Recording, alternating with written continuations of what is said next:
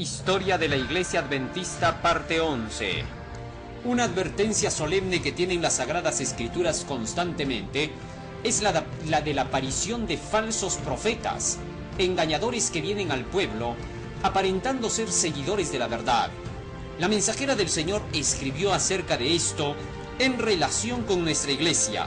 Alza tus ojos, página 316. Advierto a nuestro pueblo que incluso entre nosotros algunos se apartarán de la fe y seguirán a espíritus seductores y doctrinas de demonios, y por ellos la verdad será difamada. Ocurrirá una obra maravillosa. Los ministros, abogados y médicos que han permitido que esas falsedades rijan su espíritu de discernimiento serán ellos mismos engañadores unidos a los engañados. La ebriedad espiritual se apoderará de ellos. A los mayordomos infieles el Señor dice: sigan sus deseos y anden ciegos como ebrios, pues después de tener muchas oportunidades y rehusando aprovecharlas, se comportarán finalmente como se comporta el ebrio, desechando su esperanza de vida eterna, procurando ocultarse profundamente del consejo del Señor y haciendo de las mentiras su refugio.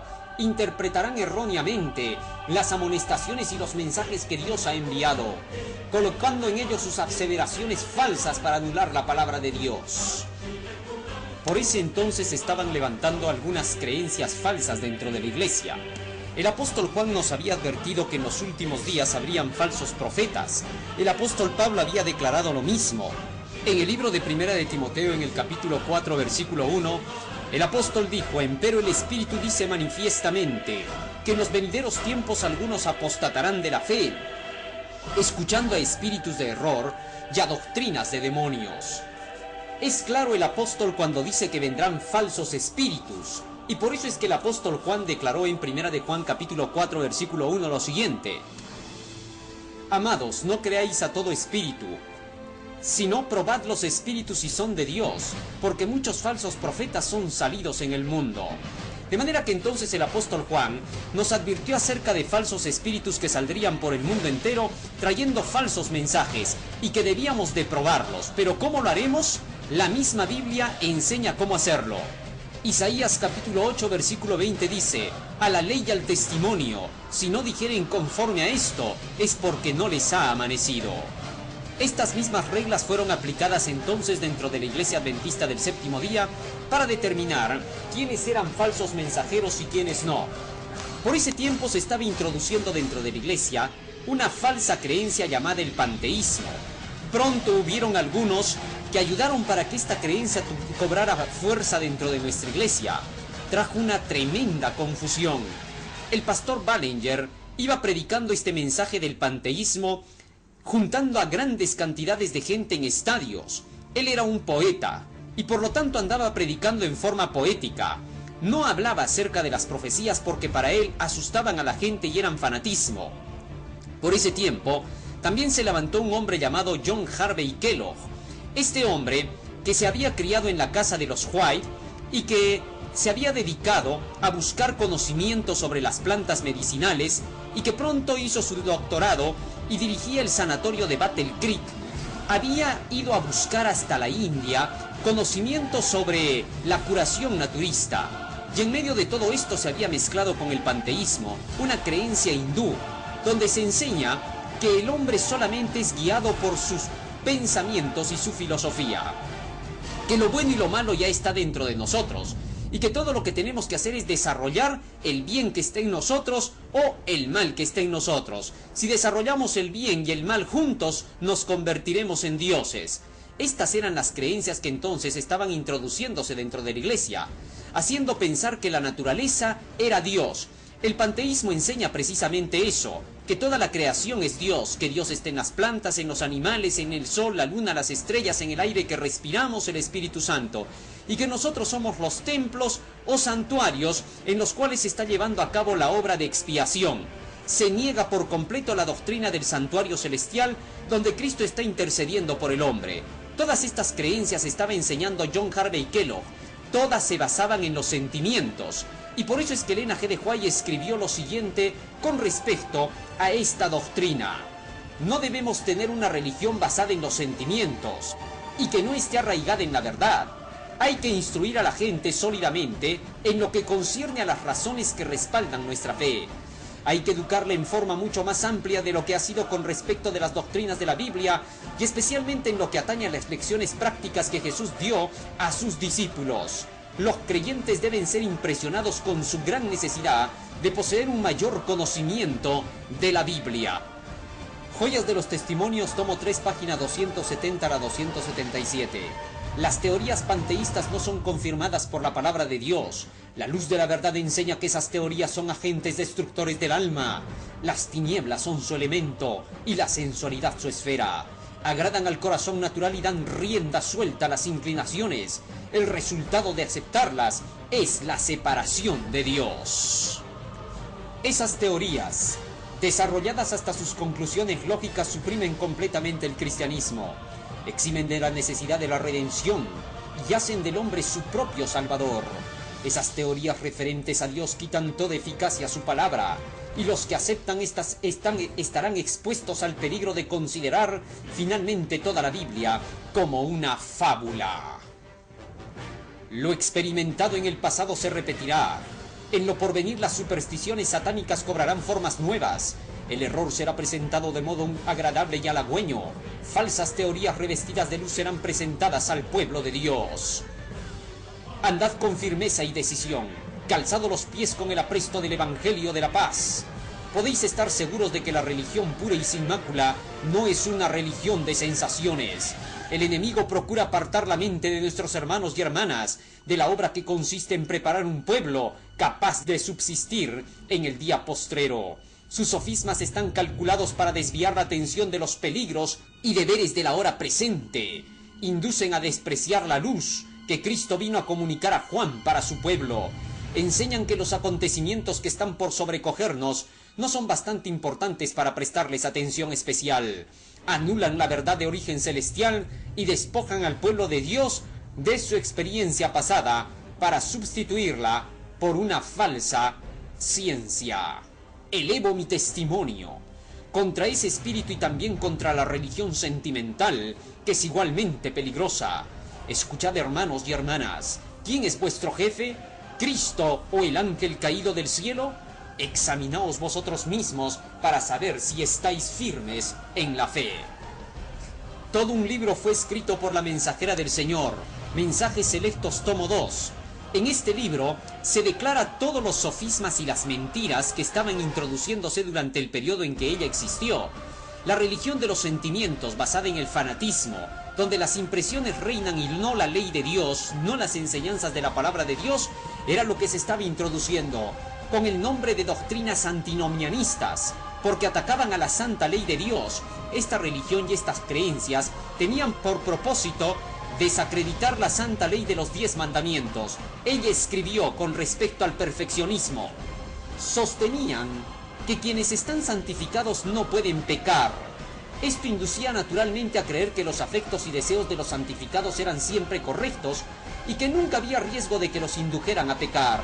En armonía con esos sofismas, practicaban los peores pecados bajo el manto de la santificación, y merced a su influencia mesmérica engañosa, iban adquiriendo un poder extraño sobre algunas personas asociadas con ellos, pues dichas personas no discernían de aquellas teorías seductoras. Primeros Escritos, página 303. Dios no confiará el cuidado de su preciosa grey a hombres cuyo juicio y ánimo hayan sido debilitados por errores anteriores como el así llamado perfeccionismo y el espiritismo. Hombres que por su conducta mientras estaban en tales errores se deshonraron y trajeron oprobio sobre la causa de la verdad. Primeros Escritos, página 102. Estos enseñaban que nuestra carne ya era santa y que por lo tanto no podíamos pecar. La mensajera de Dios por eso tuvo que escribir lo siguiente. Mensajes Selectos, tomo 2, página 38. Cuando los seres humanos reciban la carne santificada no permanecerán en la tierra, sino que serán llevados al cielo. Si bien es cierto que el pecado es perdonado en esta vida, sus resultados no son ahora suprimidos por completo. Es en ocasión de su venida cuando Cristo transformará el cuerpo de la humillación nuestra para que sea semejante al cuerpo de la gloria suya. Ya en días de Moisés se había levantado un grupito de hombres, Coré, Datán y Abiram, para predicar lo mismo. enseñando que ya la gente era santa, que ya teníamos la carne santa y que Moisés y Aarón por gusto se levantaban contra la congregación. Dice así en el libro de Números capítulo 16 versículo 3 y 4. Y se juntaron contra Moisés y Aarón y les dijeron: basta ya, porque toda la congregación, todos ellos son santos, y en medio de ellos está Jehová. ¿Por qué pues os levantáis vosotros sobre la congregación de Jehová? Con estas palabras querían ellos dar a entender que la congregación era santa sin necesidad de obedecer la ley. ¿Por qué le dijeron esto a Moisés? En Números capítulo 15 verso 40, para que os acordéis y hagáis todos mis mandamientos y seáis santos a vuestro Dios. De manera que entonces, solo se puede ser santo cuando se guarda los mandamientos de Dios. Aquí está la paciencia de los santos, los que guardan los mandamientos de Dios y tienen la fe de Jesús. Esta doctrina fue totalmente reprendida por la mensajera del Señor. Ella escribió con respecto a los de la carne santificada las siguientes palabras. Mensajes Selectos, tomo 1, página 423. Hay grandes verdades largo tiempo ocultas debajo de la escoria del error, que han de ser reveladas a la gente. Muchos que han profesado creer el mensaje del tercer ángel han perdido de vista la doctrina de la justificación por la fe. La gente de la santidad o carne santificada ha ido a grandes extremos en este punto. Ha enseñado con gran celo: tan solo creed en Cristo y seréis salvos, pero basta de la ley de Dios. Esta no es la enseñanza de la palabra de Dios. No hay fundamento para una fe tal. Esta no es la preciosa gema de verdad que Dios ha dado para su pueblo en este tiempo. Esta doctrina descarría las almas honradas. La luz de la palabra de Dios revela el hecho de que la ley debe ser proclamada. Cristo debe ser exaltado porque es un Salvador que perdona la transgresión, la iniquidad y el pecado, pero que de ningún modo justificará al alma impía que no se arrepiente. Cada día con Dios, página 149, continúa escribiendo la mensajera de Dios. La obediencia a la ley de Dios es santificación. Hay muchos que tienen ideas erróneas con respecto a esta obra que se realiza en el alma, pero Jesús oró para que sus discípulos pudieran ser santificados por medio de la verdad, y añadió: tu palabra es verdad. La santificación no es una obra instantánea, sino progresiva, así como la obediencia es permanente. Mientras Satanás lance sus tentaciones contra nosotros, tendremos que librar una y otra vez la batalla para vencernos a nosotros mismos, pero mediante la obediencia, la verdad santificará el alma. Así la mensajera del Señor rompió la idea del panteísmo y declaró también las siguientes citas para no confundirnos nunca. Hablando del sensacionalismo, Evangelismo, página 128. No es excitación lo que deseamos crear, sino una consideración profunda y ferviente, a fin de que aquellos que escuchan hagan una obra sólida, verdadera, sana, genuina, que perdure por la eternidad. No tenemos hambre de excitación, de sensacionalismo. Cuando menos tengamos de esto, tanto mejor. El razonamiento tranquilo y fervoroso a base de las Escrituras es precioso y fructífero. Aquí está el secreto del éxito en la predicación de un Salvador vivo, personal, de una manera tan sencilla y ferviente que la gente pueda posesionarse por la fe del poder de la palabra de vida. El amor no es un sentimiento, dijo ella. Ministerio de Curación, página 277. El amor es un precioso don que recibimos de Jesús. El afecto puro y santo no es un sentimiento, sino un principio. Los que son movidos por el amor verdadero no carecen de juicio ni son ciegos. Enseñados por el Espíritu Santo, aman supremamente a Dios y a su prójimo como a sí mismos. La fe no es un sentimiento. Obreros Evangélicos, página 279. Debemos implorar fervientemente a Dios y con fe, haya o no sentimientos, y luego debemos vivir de acuerdo con nuestras oraciones. La palabra de Dios constituye nuestra seguridad y evidencia. La misericordia no es un sentimiento. Conflicto de los siglos, página 520. A los peligros ya enumerados se une el que se corre al no reconocer plenamente la justicia de Dios. La tendencia del púlpito moderno consiste en hacer separación entre la justicia divina y la misericordia divina, en rebajar la misericordia al nivel de un sentimiento en lugar de elevarla a la altura de un principio. La religión no es sentimiento. Mente, carácter y personalidad, tomo 2, página 28. La religión pura y sin mácula no es un sentimiento, sino la realización de obras de misericordia y de amor. La confianza en Dios no es un sentimiento. Alza tus ojos, 36. Necesitamos desarrollar una firme confianza en él, así dice el Señor. Cuando la tengamos, no confiaremos en los sentimientos ni seremos gobernados por ellos. Los sentimientos no son cristianismo. Evangelismo, página 106.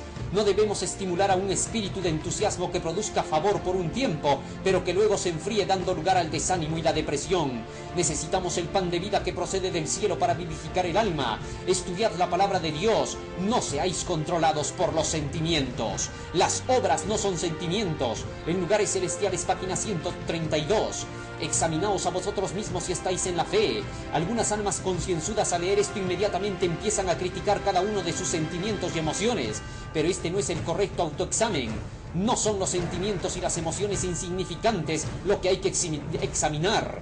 La vida, el carácter debe medirse por la única regla del carácter, la ley santa de Dios. Estas creencias también enseñaban que nosotros ya estábamos salvados y que por estar salvos recién obedecíamos la ley, y no que teníamos que obedecer la ley para salvarnos.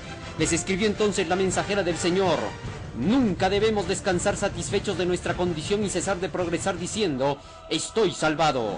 Cuando se fomenta esta idea, cesan de existir los motivos para velar, para orar, para realizar fervientes esfuerzos a fin de avanzar hacia logros más elevados. Ninguna lengua santificada pronunciará esas palabras hasta que venga Cristo y entremos por las puertas de la ciudad de Dios. Entonces con plena razón podremos dar gloria a Dios y al Cordero por la liberación eterna.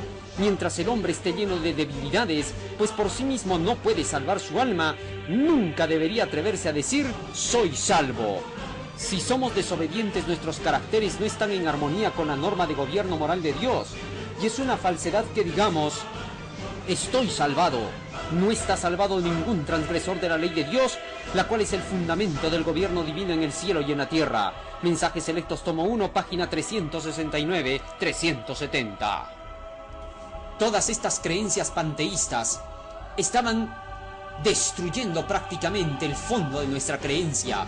Por eso había que hacerles frente. Ahora veremos a continuación más de estas doctrinas falsas y cómo reconocer a los verdaderos mensajeros de Dios, a quienes hay que darles el apoyo del diezmo para que estos puedan continuar avanzando la labor y terminar pronto el mensaje que hemos empezado y que Jesús pueda volver en gloria.